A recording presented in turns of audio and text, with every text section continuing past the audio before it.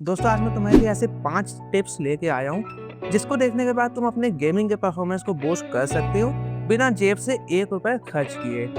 Oh my god! Wow! तो सबसे पहले आता है HAGS। अपने विंडोज की सेटिंग में जाओ, डिस्प्ले सेटिंग, देन ग्राफिक्स।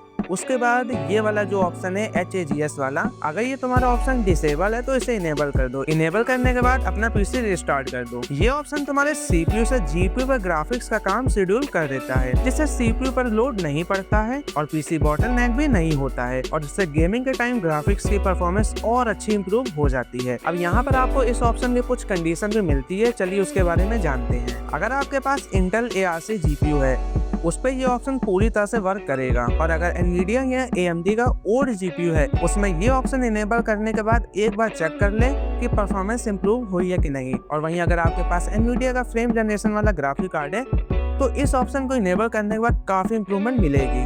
अब चलिए दूसरे ऑप्शन की बात करते हैं, वो है भाई रिसाइजेबल बार। इससे पहले शायद आपने इस बला का नाम ना सुना हो, पर तेरा भाई है ना, तुझे सब कुछ बताएगा। ये ऐसी टेक्नोलॉजी है, अगर ये ऑप्शन ऑफ है तो रिबार का डेटा छोटे छोटे टुकड़ों में CPU से GPU तक जाएगा। फिर इसको इनेबल करने के बाद 10 से 15% तक की परफॉर्मेंस बूस्ट हो जाती है। इस ऑप्शन को इनेबल करने के लिए अगर तुम्हारा जो GPU है वो 3000 या फिर 3000 सीरीज के ऊपर का है तभी वर्क करेगा, और अगर तुम्हारा AMD का GPU है तो RX 6000 या फिर उससे ऊपर की सीरीज होनी चाहिए। और वहीं अगर तुम्हारा CPU इंटेल का है तो 10th जनरेशन या फिर उसके ऊपर की सीरीज होनी चाहिए।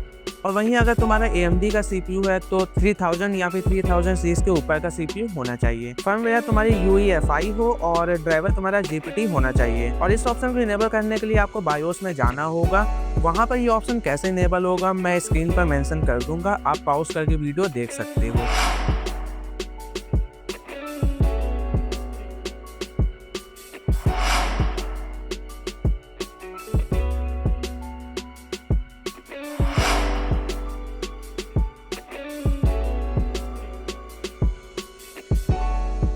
थर्ड ऑप्शन आता है कि भाई प्रॉपर बायोस को अपग्रेड करो। कुछ लोग बायोस को एम ही समझते हैं, कहते हैं कि यार ठीक है जैसे भी है, लेकिन बट रियलिटी यही है कि भाई तुम्हारे बायोस से ही सारा हार्डवेयर कनेक्ट है।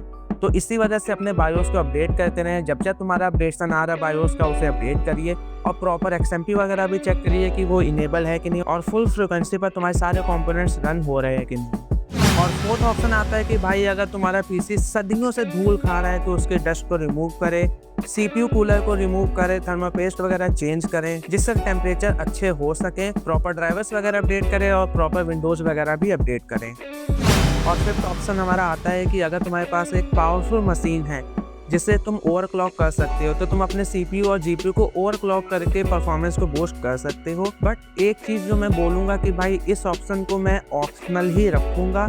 तुम तभी CPU और GPU को ओवरक्लॉक करना अगर तुम्हें उस बारे पूरी प्रॉपर नॉलेज है, क्योंकि ओवरक्लॉकिंग में थोड़ा सा रिस्क रहता है। तभी मैंने कहा कि अगर तुम्हें नॉलेज है तुम तभी ओवरक्लॉकिंग करना, वरना जो मैंने ऊपर के 4 पॉइंट्स बताए हैं उस पर तुम फोकस करना, उससे ही तुम्हें काफ़ी अच्छी परफॉर्मेंस गेमिंग के टाइम मिल जाएगी। सो दोस्तों ये थे मेरे 5 पॉइंट जो कि मेरे गेमर्स भाइयों के लिए थे। बाकी अगर आपको ऐसी ही टिप्स एंड ट्रिक्स चाहिए तो उसके लिए मुझे फॉलो करें। और लास्ट तक वीडियो को देखने के लिए दोस्तों थैंक यू।